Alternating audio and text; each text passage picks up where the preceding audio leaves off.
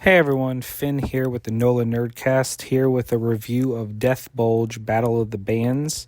It is a musical based absurd RPG in the best way, based on a webcomic by the same name, Deathbulge, which I was a fan of for years, reading it back in the day. And so when I found out that there was a game in the works, and it did in fact take quite a while to come out, I was always very excited. I remember playing a demo of it back in PAX, I want to say 2019 or something. It was quite a ways away, but the game hit Steam, and now it is available on consoles. So I got a code for the Switch. Shout out to their PR team for letting me review this game for the console version. Much appreciated.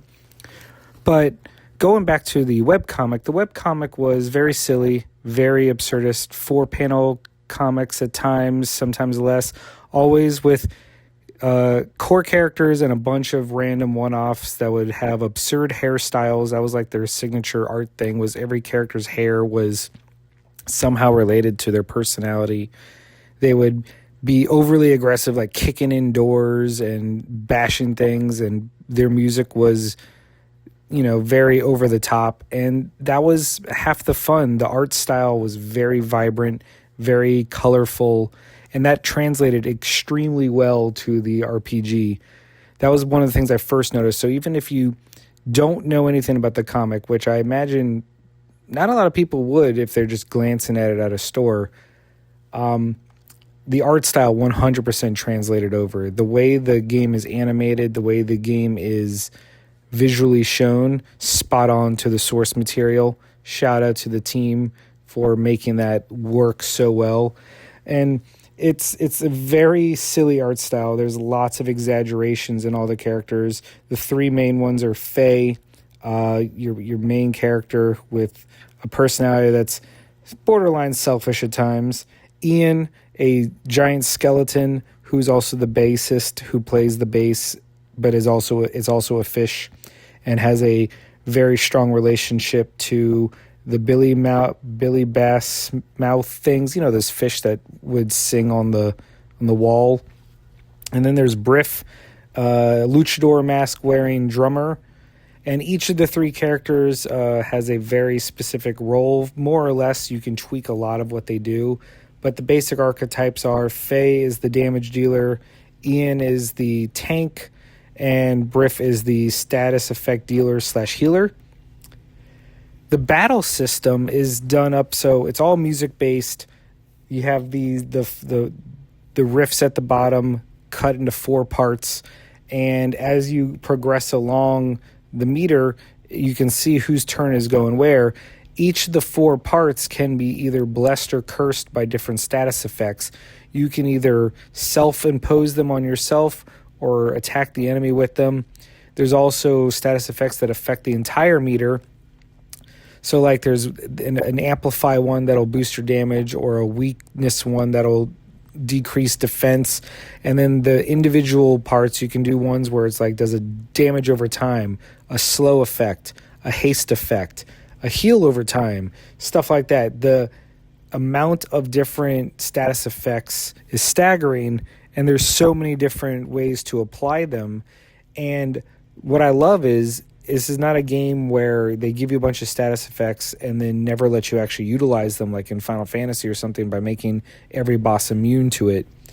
Every fight, from a lowly level encounter to a boss fight, heavily requires you to make good use of status effects, and I think that's really cool.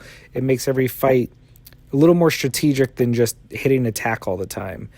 And speaking of that, you gain new abilities by defeating enemies, and then you can gain their attacks for yourself. You can buy mods from stores those are your special abilities. So you have a regular attack that you can customize. You have a special ability that you can customize and empower later on. And each of the special abilities has a class modifier to it, so you can actually change the class of your character. It could be like a headbanger or a busker. They're all musical themed, and they all do different things and have different stat spreads. And it's just fun. The battle system isn't overly complicated, but it has enough depth that even if you're doing a bunch of battles in a dungeon, you're never really getting bored. I really like the way that they handled mana healing. Your magic in this game is called hype, and so as you use hype to pull off special attacks, if you're not the head person, you can freely rotate at any time which character's at the front of the band, and then everyone in the back regains their mana at an accelerated rate. And so you have this constant risk reward where who do you want utilizing their abilities, and then you got to switch in someone else so that they can regain their mana to continue the onslaught. And it's just really well done. I really like the quests. The writing in this game made me giggle. There's so many puns, so many absurdist like moments.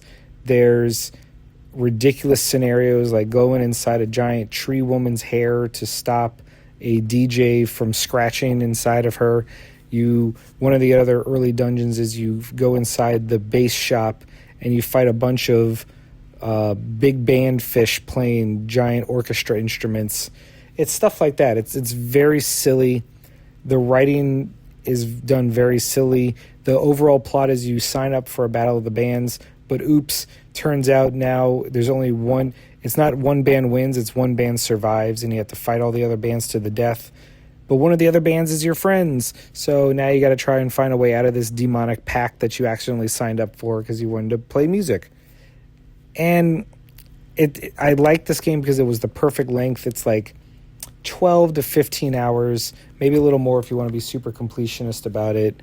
But for the most part, it was just a very breezy, enjoyable, lighthearted RPG with some fun battle mechanics and some good customization based on a comic I already enjoyed. So yeah, I really liked it. I thought it was just a lot of fun. I give it an 8 out of 10.